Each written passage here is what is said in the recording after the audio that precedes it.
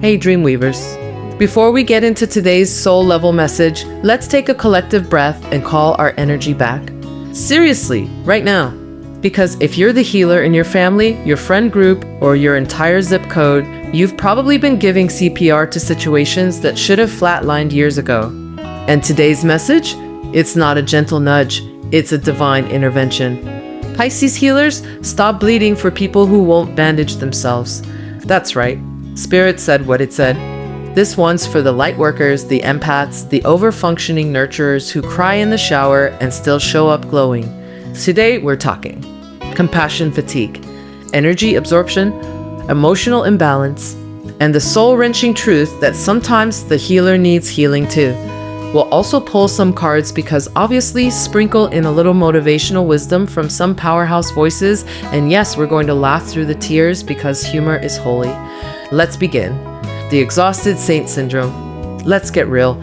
You're tired, not just regular tired, but spiritually crusty. Your inbox has 47 unread messages from people asking for advice. You can't even meditate without someone texting you, "Hey, quick question, can I vent?" Your therapist is tired for you. Welcome to the sacred and slippery slope of compassion fatigue. You were born with a heart like a sponge. You feel what others won't admit. You carry the unspoken, unseen, and unresolved pain of your entire family tree like it's your part-time job. But here's the thing, empathy isn't martyrdom. Healing isn't codependence. And love does not mean leaking your life force to fix people who refuse to do the inner work. You are not an emotional landfill. You are not a 24-hour hotline for dysfunction. You are a healer, but you are also human. And that human part of you, she needs rest. She needs boundaries. She needs to stop bleeding out for people who won't even pick up the gauze. Let's go deeper. Let's ground this message with a tarot pull that spirit dropped like a truth bomb.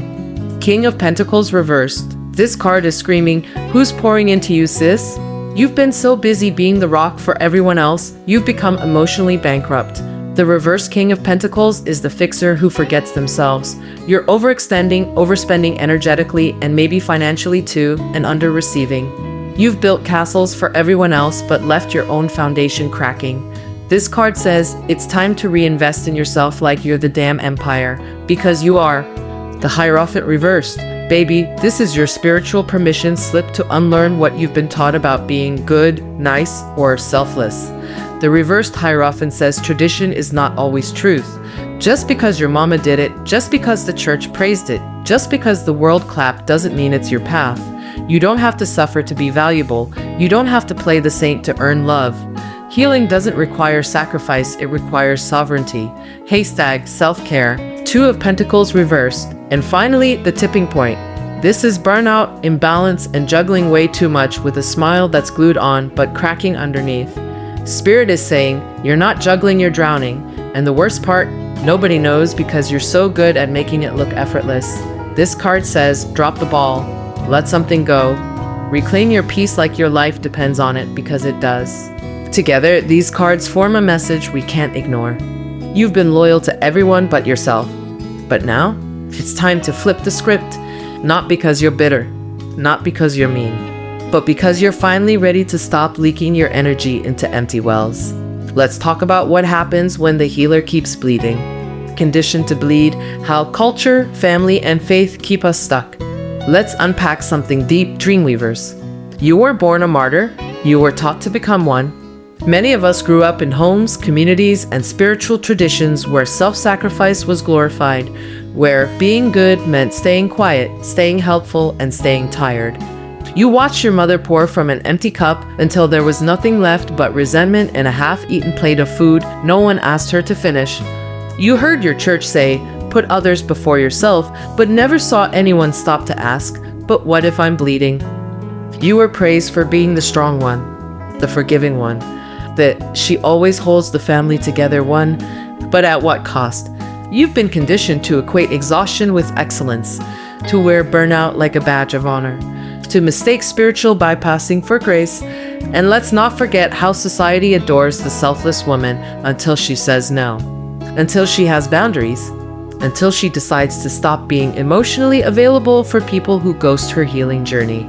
Here's a radical thought. What if healing didn't mean giving everything away? What if being a good person didn't mean abandoning yourself? What if you were worthy of the same energy, love, and grace you give everyone else? Because here's the cosmic joke. When you set yourself on fire to keep others warm, they still complain it's too hot. Let's talk about how to finally break free from this loop and stop bleeding in the name of love. Everyday signs the healer is burning out. You want to know how this pattern plays out in real life? It's not always dramatic. Sometimes it looks deceptively normal. It looks like saying yes when your body is screaming no. It looks like sending 5 paragraphs of encouragement to someone who won't even send a "you good" text when you're spiraling.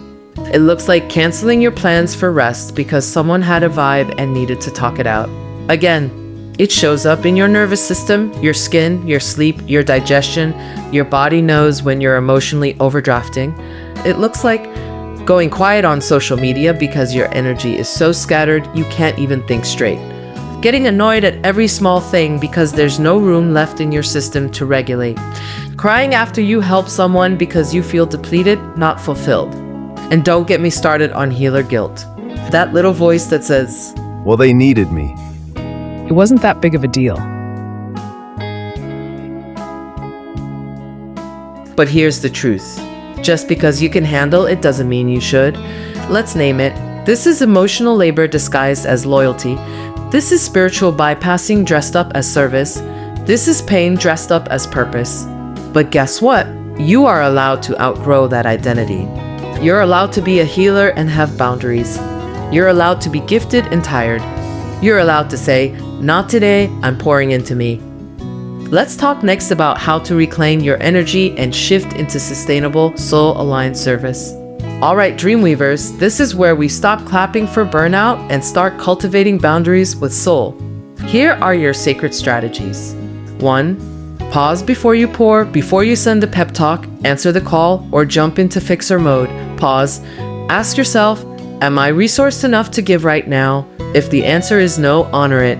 The world will not end if you rest first. 2. Schedule emotional maintenance like you schedule meetings, but your own healing practices on the calendar. Therapy, breathwork, movement, naps. Yes, naps. If it's not scheduled, it's optional, and your wellness is not optional. 3. Use a sacred, no, I'm not available for that. No, I don't have the capacity right now. No, I'm prioritizing my peace. Say it with love. Say it without explanation. Say it anyway. 4. Return to the body. Healers live in the emotional realm, but the body holds the receipts. Dance, cry, walk, eat grounding food, drink water like it's holy because it is.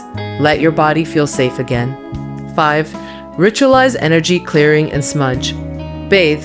Visualize cords being cut. Sweep your aura with your hands. Create your own end-of-day energy practice, even if it's just turning off your phone and sitting in silence for 5 minutes. 6. Protect your time like it's currency because it is. You cannot give everyone unlimited access to your spirit. You are not Wi-Fi. Start operating on a password-protected plan. 7. Rewrite your inner narrative. Repeat after me. I am allowed to be whole without being needed. Your worth is not in your usefulness. It is in your being. You don't have to heal the whole room. You just have to stop abandoning yourself. Let's bring in some wisdom from the greats and pull it all together next. Sometimes we need to hear it from someone else to believe it's okay to rest, to say no, to protect our peace. Jan Levanzin said, "You can't pour from an empty cup. You can't feed others when your own soul is starving." She understood the healer's dilemma and the necessity of tending to your own fire before lighting anyone else's path. Lisa Nichols, motivational speaker and soul igniter, reminds us, your job is to fill your own cup so it overflows. Then you give to others from the overflow, not the cup. Let that sink in. The goal is overflow, not scraping the bottom of your soul barrel to prove you're good enough. Brené Brown said it best. Compassionate people ask for what they need. They say no when they need to, and when they say yes, they mean it. Boundaries are not the opposite of love, they're proof you understand love. Otter Lord, in her timeless wisdom, taught, "Caring for myself is not self-indulgence, it is self-preservation, and that is an act of political warfare." If you're a woman, a healer, a person of color, or all of the above, your wellness is resistance. And let's not forget Oprah, who said, "You are responsible for your life." If you're sitting around waiting for someone to save you, to fix you, to even help you, you are wasting your time. Truth bomb. Even your own healing journey can't be outsourced. Let these words be your permission slip. Let them echo in your bones. You are not alone. You are not failing. You are waking up. Healers deserve healing too. So here we are, Dreamweavers. Maybe your heart feels full. Maybe it feels raw. Maybe it's both. That's okay. Here's what I want you to know as we close. You're not wrong for needing rest. You're not selfish for saying no. You're not weak for deciding to heal yourself first. You were never meant to bleed endlessly for people who won't even reach for the bandages. You are a healer, but you are also a soul, a woman, a human, a sacred being worthy of tenderness, boundaries, and replenishment. And sometimes the most powerful healing begins the moment you say, "I'm not saving anyone else until I save me." Let this be your moment to reclaim your energy, to call your spirit home, to say out loud if you have to, "I deserve healing too." Let's keep weaving that dream together. Claim your free Empress Rising Ritual and Vision Board Journal. To support your own healing journey, I'm gifting my Empress Rising Personalized Ritual and Vision Board Journal to early YouTube subscribers now through the end of April. You'll receive a personalized PDF journal based on your birthday and energy, moon cycle rituals, reflection prompts, and a visual dream board layout. A 3-card tarot reading video just for you. So claim yours. Subscribe to this channel. Email me info in description with your name, one question you'd love clarity on, your birth date and time if known. I'll craft something magical just for you. If this message landed, please like, comment, subscribe, and share it with someone else who's been pouring from an empty cup. Your healing matters.